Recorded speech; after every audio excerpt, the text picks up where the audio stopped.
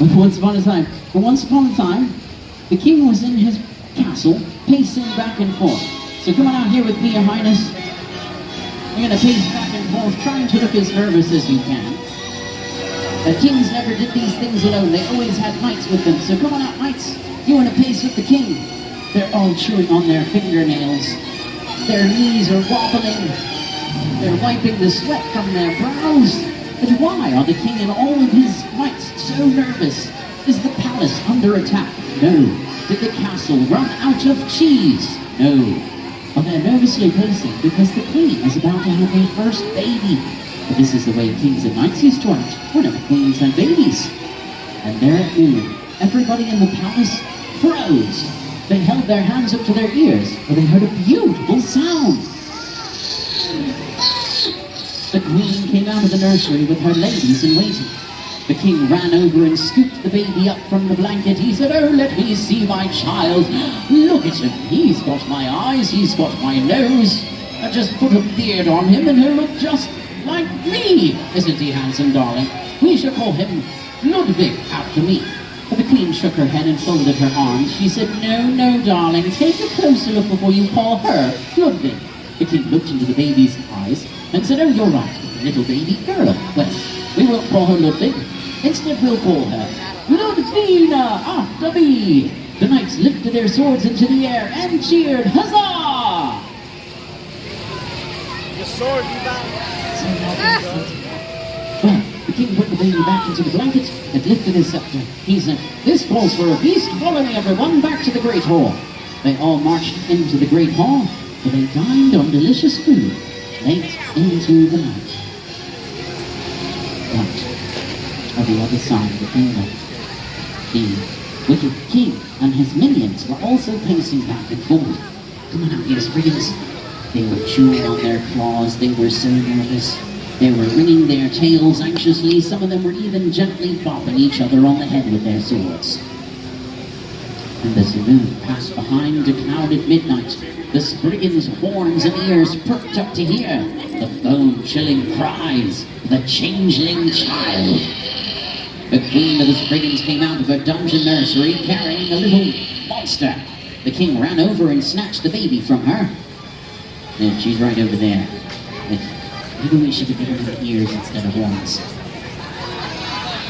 Go right over there. You gotta get your queen. Yes, you gotta get the baby. You snatch it from her arms. That's the part there. He said, "Oh, let me see this rascal here. Hey, look at him. He's got my eyes, he's got my nose, he's hideous like me.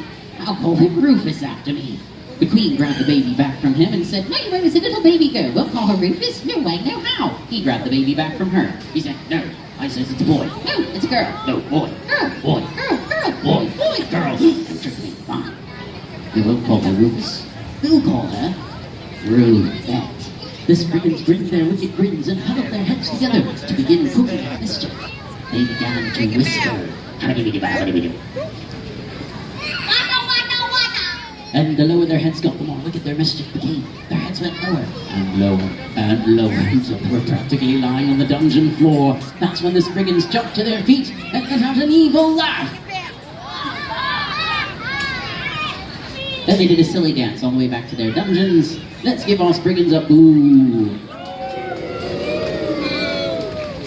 We'll discover their wicked plan later, but for now we go back to the nursery, to the palace, where the good queen is rocking her baby to sleep with her ladies in waiting. But Phoebe was a fussy little child who did not want to rest, so the queen decided to sing her a lullaby. The queen's voice, don't worry, you don't actually have to sing. Her voice was so beautiful that as it drifted out of the nursery and into the great hall, where the king and his knights were stuffing their faces with turkey legs and mashed potatoes, they started to get sleepy.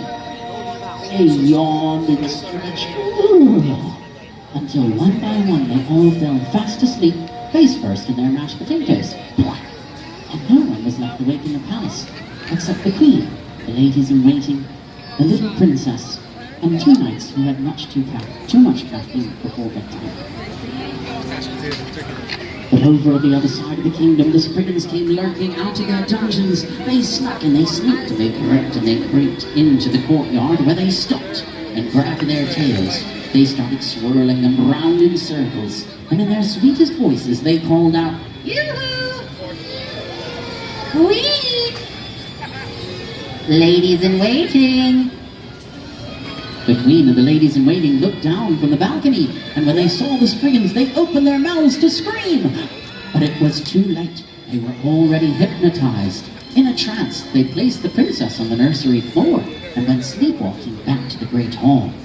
The queen of the Spriggans, all by herself, snuck into the nursery. She took baby Ludvina out of her blanket and placed her into baby Rufette's blanket. She took baby Rufette out of her blanket and placed her into baby Ludvina's blanket, thereby switching the babies. Notice how careful she's being not to bend their necks. But, here we go. She scooped up the little princess and said, "Well, I've got her. Let's go." The Spriggans started to tiptoe back to their dungeons on their tippy-tippy toes. But suddenly they stopped. They stopped their snouts in the air and sniffed. And what do they smell but barbecue? There's one thing a Spriggan loves more than stealing babies. It's food. They followed their noses out to a clearing where delicious ham and eggs were roasting over the fire. The one Spriggan, he just dove right in, didn't he? Well, the queen of the Spriggans put the baby behind her under a bush and joined the rest of the Spriggans as they sat down and started to stuff their faces full of food. Faster and faster they ate. The Spriggans ate so much, so ferociously, that their bellies began to grow like balloons, bigger and bigger, until the Spriggans were so full of food, they rolled onto their backs, with their arms and legs wiggling in the air like little dead beetles. For it was at this moment that the gypsies had just come home from work. They were twirling round in circles, singing songs and weaving tales, dancing as the light from the fire flickered in the leaves above their heads. But the gypsies were having a lovely evening until they stopped twirling long enough to look down. When they saw the Spriggans, the gypsies screamed! Wait a minute. You can scream louder than that. I know you've got it in you. On the count of 3, let's hear your loudest scream, gypsies. Ready? 1, 2, 3! The gypsies ran back all the way to their caravan and grabbed whatever food they could find.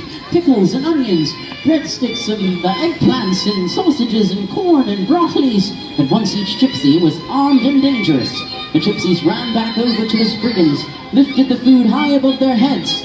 Are you ready, girls? They started bopping the Spriggans on their heads. Go get them! Yeah, we're gonna have a food fight right now. But the Spriggans were so bloated with food they could barely fight back. All they could do was roll to and fro on their bottoms as they were getting pummeled with pickles, beaten with broccolis, egged with eggplants, and creamed with corn. The king of the Spriggans rolled up to his feet and shouted, "Quickly, my minions, retreat!"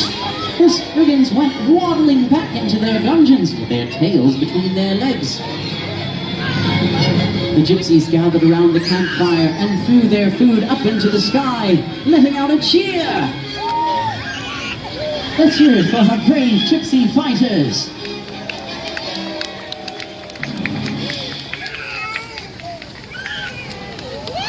But in all the commotion and hullabaloo, the queen of the Spriggans left something behind. Can anyone guess what that is? Now this would have been the end of our story if it weren't for the forest animals. But late that night, the animals came out looking for food.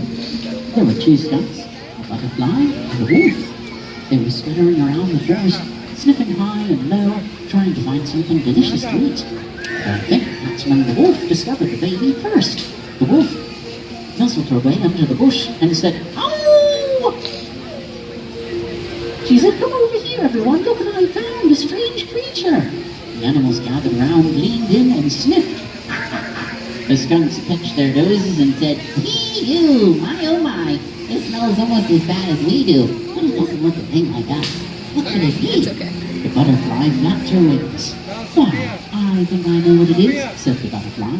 "This looks like a gypsy, but smaller. Why, what is a little human baby doing in the forest alone?" The wolf waved her paws. She said, "Don't worry, everybody. I have a plan. We'll take her over to the gypsies. They'll know what to do." So the animals each picked up a corner of the blanket and very carefully brought her over to the gypsies. The gypsies came out when they heard a rustling in the leaves. But when they saw the baby, they put their hands over their hearts and said, "Oh, can we keep her?" The animals nodded their heads yes and said, "Oh, of course, we don't know how to change diapers anyway." So the gypsies took the child back to their caravan, and the animals went skipping home. But they had just done the most important part of our story, saving the princess. Take a bow, animals. Good, you can give them a round of applause.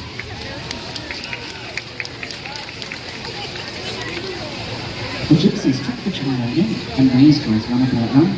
But as you know, time passes swiftly.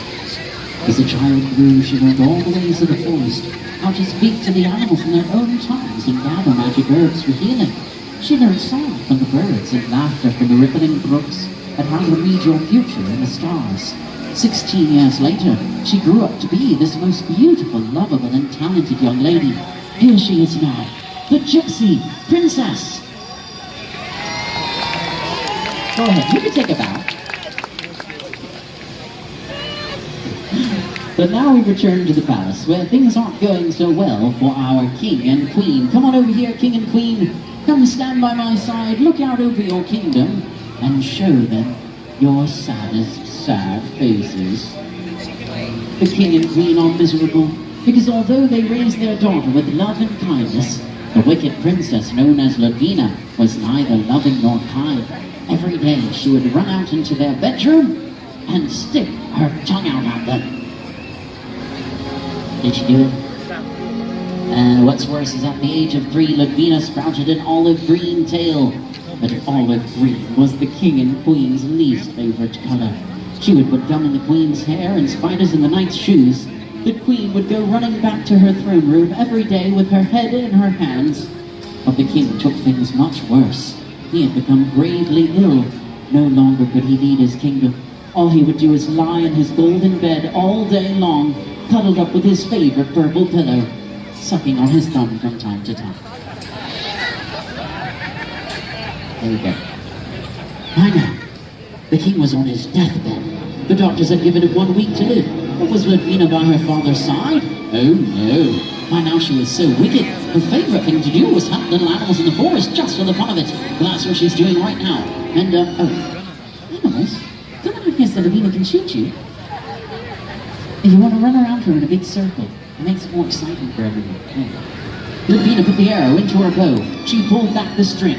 The arrow went flying through the air, and it got not 1 but 2 skunks at once. And with another arrow, she got the wolf. And the wolf fell, and with her final arrow, the butterfly spiraled to the ground. Ludvina was getting ready to finish the animals off, but she was suddenly surrounded by spriggans, swirling their tails round in circles. For the king of the spriggans held his magic shield to her face, but whosoever looks into the king's magic shield knows their true identity. In this moment, Ludvina realized that she was a spriggan, and the creature holding the shield was her father. She jumped to her feet and shouted, "Dad, it's so good to see you!" and gave him a great big handshake. Or maybe she just stared blankly into the distance. We all have our ways of showing affection. The queen said, "Come over here, dearie. Come give your mother a great big handshake too, yes." The queen of the spriggans said, "Gather round, my evil minions, gather round, for we must tell Ludvina of our wicked scheme. Now, dearie, we left you in the palace 16 years ago, so that tonight you could sneak in and steal the king's keys. Then at midnight you'll let us spriggans in. We'll finish off the old king and queen, and you'll become heir to the throne. We spriggans will rule the kingdom." The spriggans tilted their heads high and howled. "Oh, what are you waiting for, dearie? Go get those keys." Ludvina went sneaking back into the palace, and the spriggans danced to their dungeons to gather their swords and sharpen the blades. But not before the king of the spriggans made sure that one skunk was indefinitely dead. Well, in all their wickedness, the spriggans left the poor animals to die alone. Let's give them another boo. But as fortune would have it, the Gypsy Princess was out that evening, gathering magic herbs for healing, with her little helper, we'll call her Baby. And the gypsies noticed the animals with the arrows sticking out of them. They ran over and pulled the arrows from their tails and paws and wings.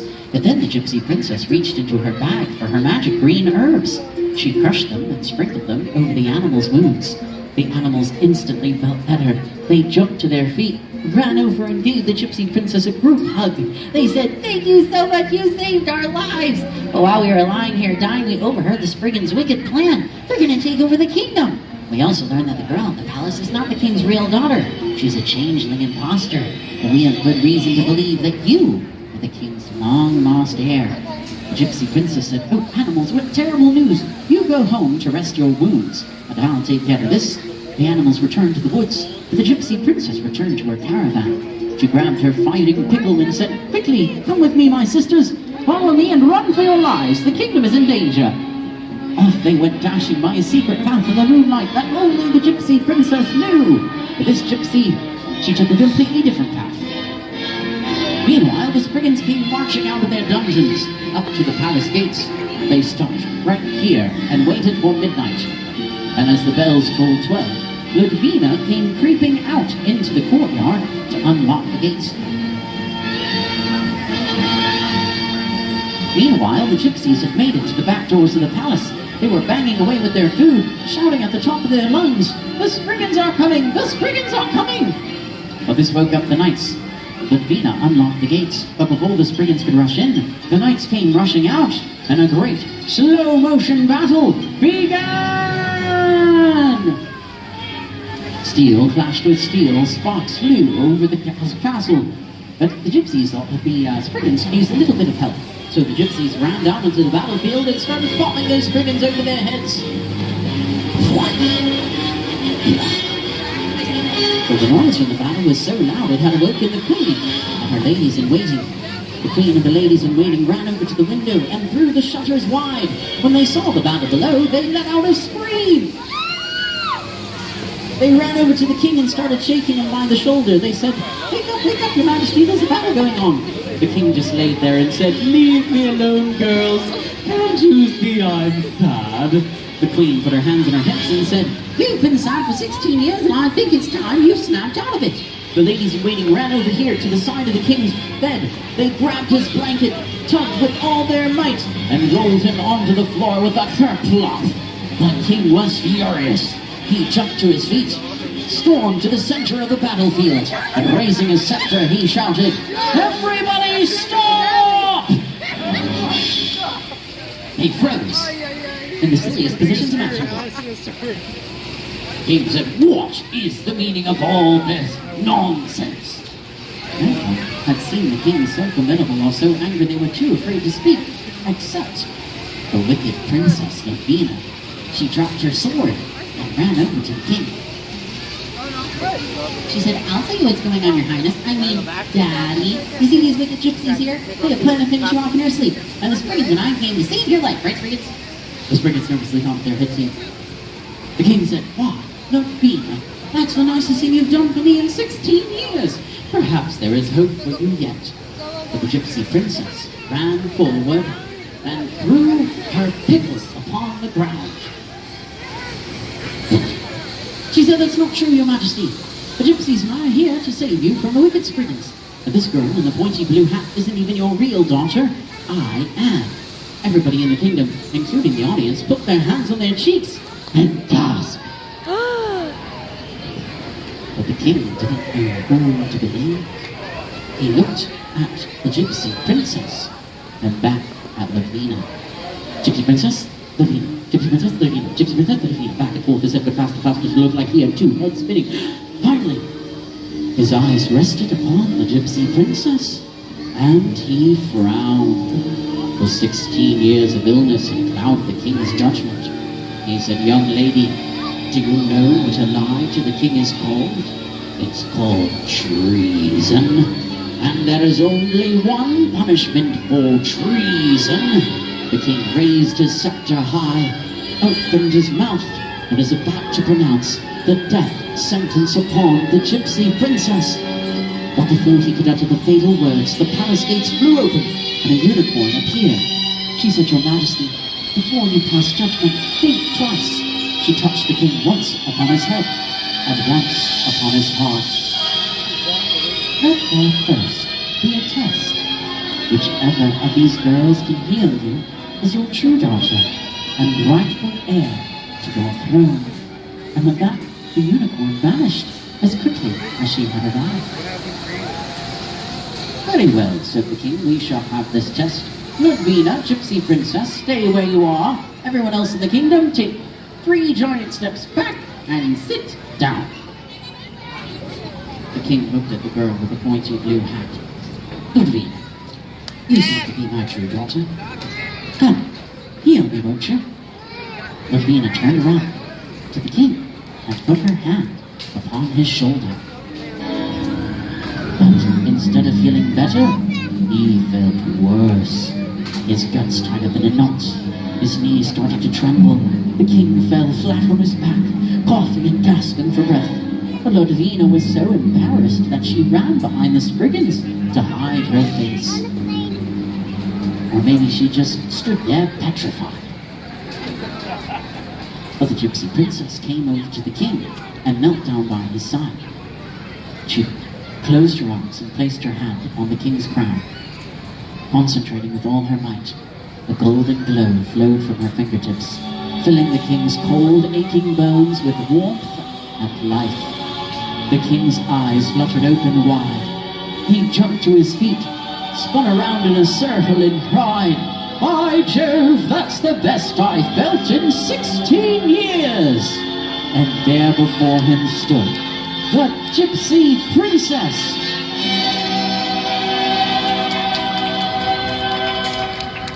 The king took the crown from his head and placed it onto the Gypsy Princess. The queen came running forward, but the royal family lifted their hands high and proclaimed, "Behold, our true daughter and rightful heir to the throne." Everyone in the kingdom jumped up and cheered.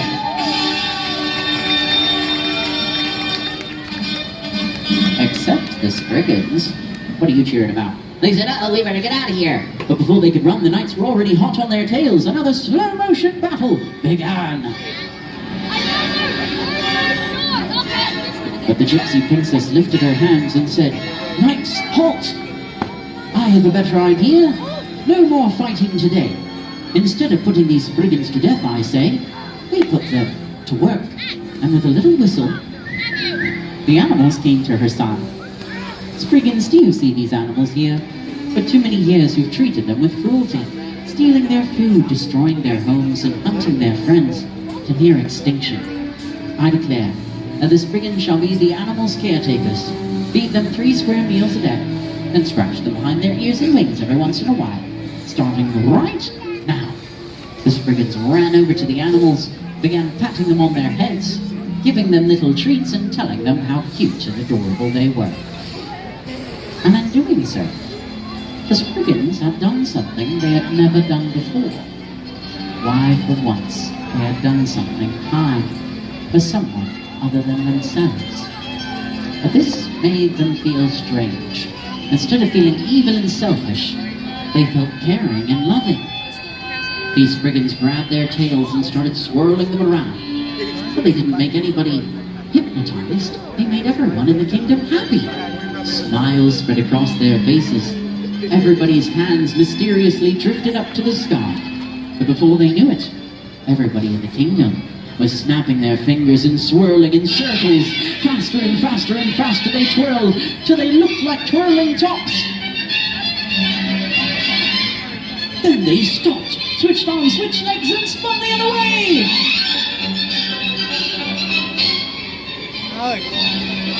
They even made up their own silly dances.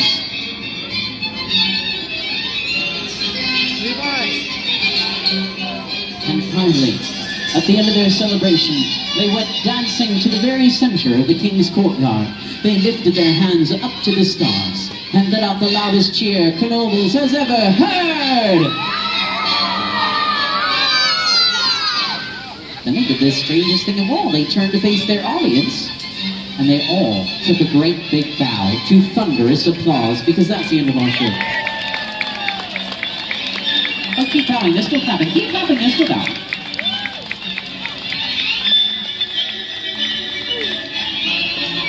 brilliant performance by all of our volunteers.